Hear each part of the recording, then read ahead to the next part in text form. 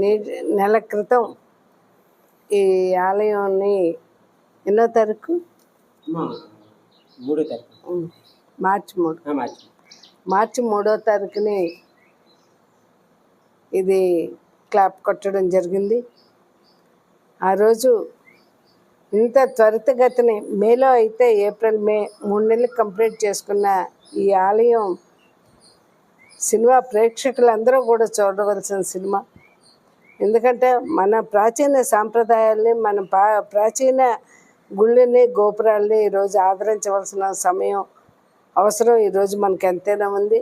మన సనాతన ధర్మాన్ని ఈరోజు పరిరక్షించుకోవాల్సిన బాధ్యత ఏ ఒక్కరితో కాదు, మన అందరిపైన ఉంది.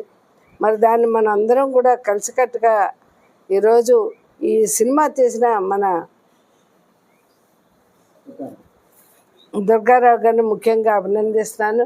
ఎందుకంటే ఆయన పట్టువదల విక్రమార్కుడిలాగా మరి సినిమా స్టార్ట్ అవ్వక ముందు నుంచి కూడా సినిమా తీయాలని తాను పేదవాడైనా ఒక దేవతను ఆరాధించి ఈరోజు మంచి చేయాలి, ప్రజలకు మంచి ఆలోచన చేయాలి, ప్రజల్లో ఉన్న మనోభావాలను దెబ్బతీయకుండా ఈరోజు చేయాలి, సనాతన సాంప్రదాయాలను కాపాడాలనే ఒక మంచి ఉద్దేశంతో ఈ సినిమాని తీయడం జరిగింది.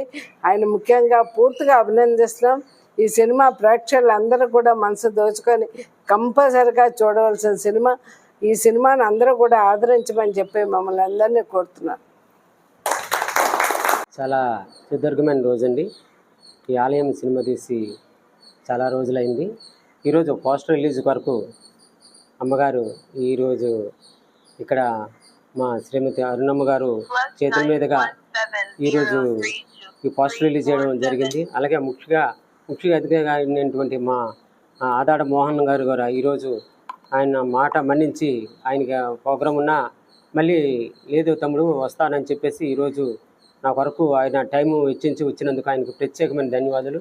అమ్మగారు కూడా ప్రత్యేకమైన ధన్యవాదాలు. అమ్మగారు కూడా ఈ సినిమాకి నాకు ఎంతో ఆర్థిక సహాయం అందించారండి, మాట సహాయం అందించారు. అనేక విధాలుగా నాకు వెన్నుతట్టి చేయి దుర్గారావు అనే అమ్మగారు నాకు ప్రోత్సహించినందువల్ల ఇంకా ఈ సినిమాను బాగా చేయడం జరిగిందండి. ఇందులో చాలా పాత్రలు ఉన్నాయి. ఆయన సారు అమ్మగారు చెప్పినట్టు నిజంగా ఈ ఆలయాలు ఈ పల్లి రమ్మంటుంది, పట్టం పొమ్మంటుంది అనే కరోనాలో కూడా ఈ నినాదం వచ్చిందండి. సో అటువంటి ఆలయాల కోసం ఈరోజు ఒక కథని రాసి ఈ కథని స్క్రీన్ ప్లే చేసి మీ అందరికీ ఒకసారి చూపించాలని.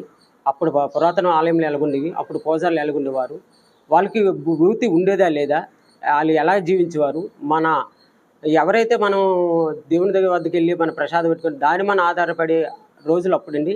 ఇప్పుడైతే అందరికీ చాలా బాగుంది. కానీ అప్పుడు ఆ రోజులు ఏం జరిగింది, ఆ వ్యవస్థలు ఎలా జరుగుతుందని ఒకసారి ఈ ఆలయమైన సినిమా ద్వారా మీకు తెలియజపరిచినందుకు మీరు అందరూ చూసి ఈ సినిమాని అందరూ ఆదరిస్తారని మరొకసారి ఆదాడ మోహన్ గారికి, మేడం గారికి, అరుణమ్మ గారికి పేరున మీడియా కూడా ప్రత్యేకమైన కృతజ్ఞతలు తెలుపుతాను. అలాగే అందరికీ కూడా ఈరోజు టైం కేటాయించి నా దగ్గరకు వచ్చినందుకు ప్రత్యేకమైన ధన్యవాదాలు తెలుపుతాను.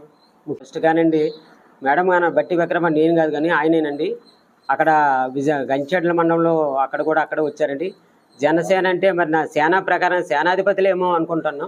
వీళ్ళు అలాగే నా చుట్టూ తిరిగారండి. నిజం అద్భుతం అండి. వీళ్ళందరికీ పేరున నా ప్రత్యేకమైన కృతజ్ఞతలు తెలుపుతున్నానండి.